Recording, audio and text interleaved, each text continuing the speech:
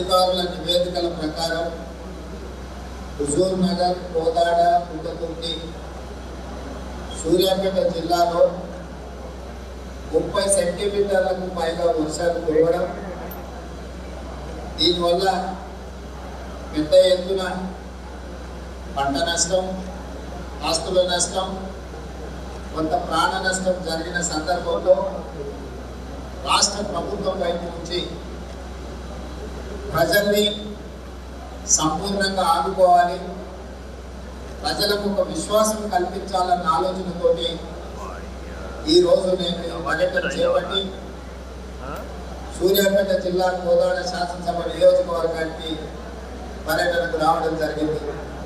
ఇందులో పెద్దలు మంత్రివర్యులు ఉత్తమ్ కుమార్ రెడ్డి గారు, మంత్రివర్యులు కోమటిరెడ్డి వెంకటరెడ్డి గారు, పార్లమెంట్ సభ్యులు నల్గొండ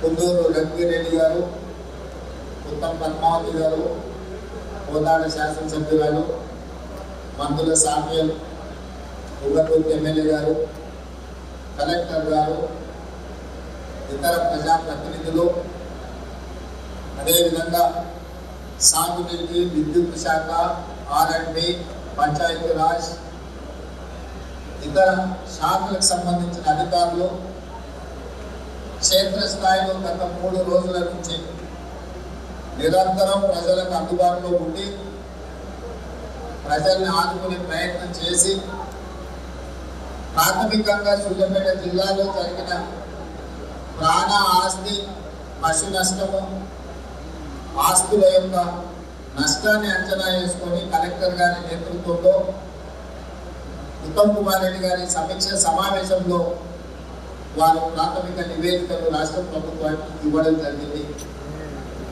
ఈ ప్రాథమిక అంచనాల ప్రకారం సూర్యాపేట జిల్లాలో 2 మనుషులు చనిపోవడము, దాదాపుగా 21 చెరువులు తెగడము, 17 గ్రామాలలో 480 మందిని ఇతర ప్రాంతాలకు తరలించడము, 20,000 ఎకరాలలో పంట నష్టం జరగడము, అదేవిధంగా పశువులు 7 చనిపోవడము, ఇతర మేకలు ఇలాంటివి కూడా చనిపోవడము, 7 పక్కా ఇళ్ళు కూలిపోవడము, 33 కచ్చా ఇళ్ళు కూలిపోవడము, అదేవిధంగా హైదరాబాద్ విజయవాడ హైవే దారి కూడా పూర్తిగా దెబ్బతినడము, ఇతర చాలా విషయాలు ఈరోజు ఈ ప్రాథమిక నివేదికలో మనం ముందు పెట్టడం జరిగింది.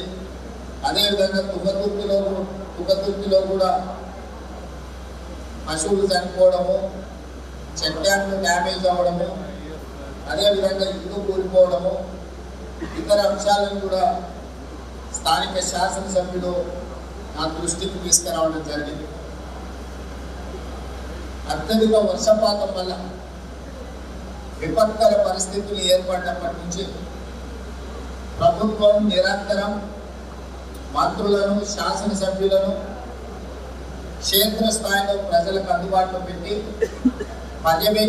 పర్యటిస్తూ ఒకవైపున ప్రజలకు సహాయాన్ని అధికారులందరూ కూడా సమన్వయం చేసుకొని వారు క్షేత్రస్థాయిలో ఉండి ముఖ్యమంత్రిగా చీఫ్ సెక్రటరీని, డీజీపీని, డిజాస్టర్ మేనేజ్మెంట్ సంబంధించిన అధికారులను, ఇతర శాఖలను సమన్వయం చేస్తూ గత 2 రోజులుగా రాష్ట్ర స్థాయి సమీక్షలు చేస్తూ అన్ని రకాలుగా ప్రజల్ని ఆదుకునే ప్రయత్నం చేస్తున్నాం.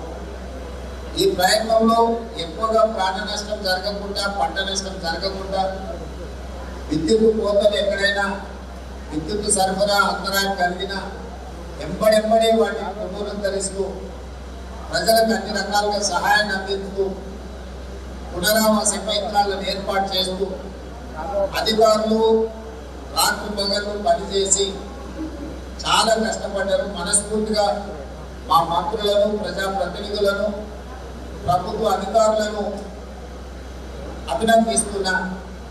ఈ విపత్కర సమయంలో వీళ్ళందరూ కూడా సమన్వయంతో ప్రజలకు అందుబాటులో ఉండి వాళ్ళని ఆదుకునే ప్రయత్నం చేసింది.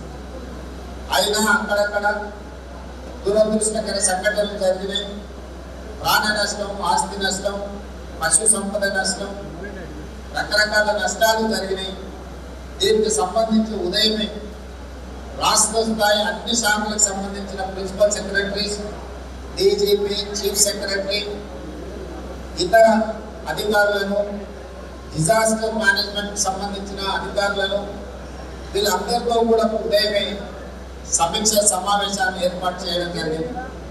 నిన్న సాయంత్రం ఇక్కడ ఉన్న ఖమ్మం జిల్లాలో, నల్గొండ జిల్లాలో, ముఖ్యంగా సూర్యాపేట జిల్లాలో ఉన్న పరిస్థితులను దృష్టిలో పెట్టుకొని ప్రధానమంత్రి నరేంద్ర మోడీ గారితో, హోంశాఖ మంత్రి అమిత్ షా గారితో కూడా చర్చ చేసి మనకున్న పరిస్థితులను వివరించి, అదేవిధంగా రాహుల్ గాంధీ గారికి కూడా ప్రధాన ప్రతిపక్ష నాయకుడికి మన రాష్ట్రంలో ఉన్న పరిస్థితులను వివరించి ఎప్పటికప్పుడు మన రాష్ట్రానికి సహాయంగా ఉండాల్సిందిగా వాళ్ళని అడగడం జరిగింది.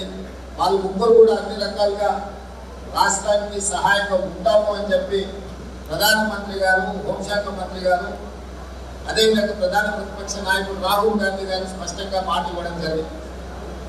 ఈ నేపథ్యంలో ఈరోజు ఉదయం అధికారులతో సమీక్ష చేసి కొన్ని పరిపాలనాపరమైన నిర్ణయాలు తీసుకోవడం జరిగింది.